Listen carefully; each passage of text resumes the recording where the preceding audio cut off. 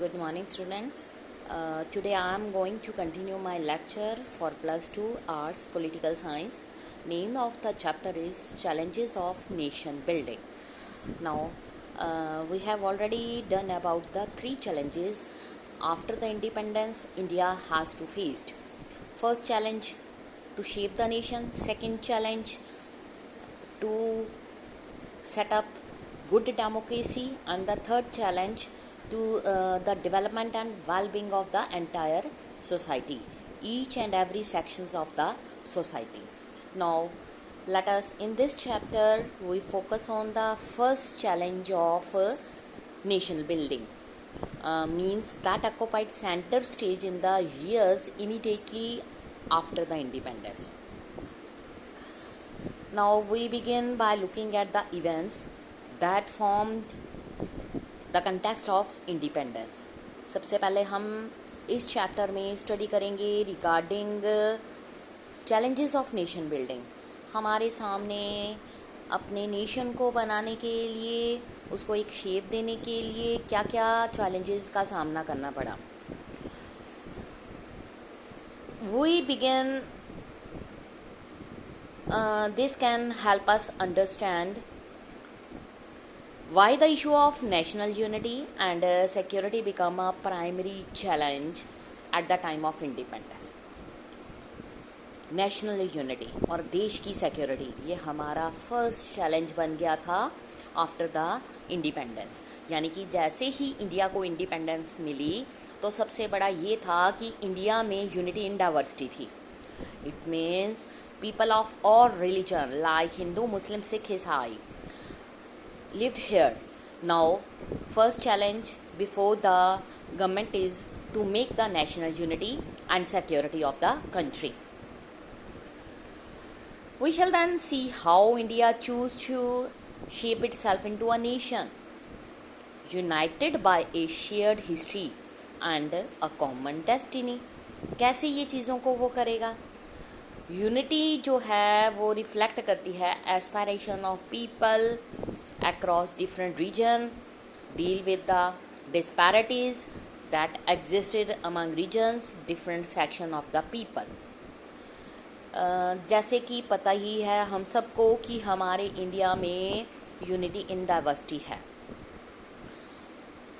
हमने सबसे पहले जब इंडिया की इंडिपेंडेंस हुई उस टाइम में हमने खुद ये चूज़ किया कि हम इसको कैसे एक नेशन की शेप देंगे, कैसे लोगों के बीच में इसकी हिस्ट्री, कल्चर, आइडियाज़ को शेयर करेंगे. उसके बाद क्या हुआ, इस तरह से इस नेक्स्ट 2 चैप्टर्स में हम करेंगे कि how the challenges of establishing a democracy and achieving economic development with equally and justice. इसमें बेटा मैं कुछ आपको पिक्चर्स दिखा रही हूँ. इसमें सबसे पहले है रिपब्लिक ऑफ इंडिया. ठीक है, इसमें है इनागुरेशन जनवरी 26, 1950. उसके बाद रिपब्लिक ऑफ इंडिया, ये आप देखो स्टैम्प है, इसमें कैसे पिक जो है वो चेंज होती जा रही हैं. इनागुरेशन जनवरी 26, 1950. और थर्ड है रिपब्लिक ऑफ इंडिया, इनागुरेशन जनवरी 26, 1950. ये 3 स्टैम्प्स जो थी 1950 में इशू की गई. इसमें फर्स्ट रिपब्लिक डे 26 जनवरी 1950 को जो लागू हुआ उसके बारे में बताया गया है. ये जो इमेजेस हैं जो इन स्टैम्प पर बनाई गई हैं, ये हमें किन चैलेंजेस की तरफ ध्यान दिलाती हैं. If you were asked to design the stamps in 1950, which image would you have chosen. ठीक है, इसमें ये 3 इमेजेस हैं, आप कौन सी इसमें इमेज को चूज़ करोगे. ये है बेटा, इसमें डॉन, उसके बारे में बताया गया है. द डॉन ऑफ फ्रीडम, कुछ वर्ड्स हैं. Faiz Ahmad Faiz, this scarred mirrored brightness, this bitten by night dawn, the one that was awaited, surely that is not that dawn. This is not the yearning for which had we set out, friends, hoping to find sometime somewhere. The final destination of star in the wilderness of the sky. Somewhere at least must be a shore for the languid waves of the night. Somewhere at least must anchor the sad boat of the heart. ये वो translation है एक extract की from Urdu poem सुबह आज़ादी means आज़ादी के बारे में कुछ बातें जो हैं वो उर्दू से हमने ट्रांसलेट की हैं। फैज़ अहमद जो फीस था 1911 से 1984 तक बोर्न हुआ, सियालकोट पाकिस्तान में रहा after the partition. Leftiest in his political leanings, he opposed the Pakistani Rhyme. इसके लिए उसको imprisoned यानी कि जेल भी मिली। कलेक्शन जो है उसकी पोइट्री की जिसमें नक्शे फरियादी, दास्ते सबा, जिंदन नामा, वो एक ग्रेटेस्ट पोइट के as one of the greatest poet regard किया जाता है साउथ एशिया में 20th सेंचुरी में। ये था जब पाकिस्तान इंडिपेंडेंस मिल गई तो मोहम्मद अली जिन्ना जो थे presidential address to the constituent assembly of Pakistan at Karachi 11 August 1947, उन्होंने क्या कहा? We should begin to work in that spirit and in course of time all these angularities of the majority minority communities, Hindu communities and the Muslim communities, मुस्लिम जो majority बनाई गई और हिंदू जो थी वो मिनॉरिटी, पाकिस्तान की बात कर रहे हैं। Because even as regard Muslim you have Pathans, Punjabis, Shias, Sunnis, so on. Among the Hindus you have Brahman, Vaishnavas, Khatri, also Bengalis, Madrasis, so on. Will vanish. You are free. You are free to go to your temples. You are free to go to your mosque or to any other place of worship in the state of Pakistan. You have belonged to any religion or caste or creed that has nothing to do with the business of the state. कि जो भी cast को belong करते हैं उनका इस nation के साथ कोई लेना देना नहीं है। अब वो बिल्कुल फ्री हो चुके हैं, उनके साथ किसी तरह की कोई डिस्क्रिमिनेशन नहीं की जाएगी। चाहे मंदिर हो, मस्जिद हो, वो कहीं भी जा सकते हैं। इसी तरह से ये पाकिस्तान में मोहम्मद अली जिन्ना ने स्पीच दी और इंडिया में पंडित जवाहरलाल नेहरू ने, उनके वर्ड्स क्या थे? We have a Muslim minority who are so large in numbers that they cannot, even if they want, go anywhere else. This is a basic fact about which there can be no argument. Whatever the provocation from Pakistan, whatever the indigenities and horrors inflicted on non-Muslim, there we have got to deal with the minority in a civilized manner. We must give them security, the rights of citizens in a democratic state. If we fail to do so, we shall have a festering sore which will eventually poison the whole body politic, probably destroy it.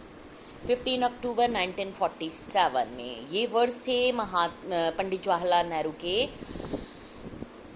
जब हमारी country को independence मिल गई तो उन्होंने कहा कि independence के बाद हम अपनी कंट्री में पूरी तरह से डेमोक्रेसी को इस्टेब्लिश करेंगे।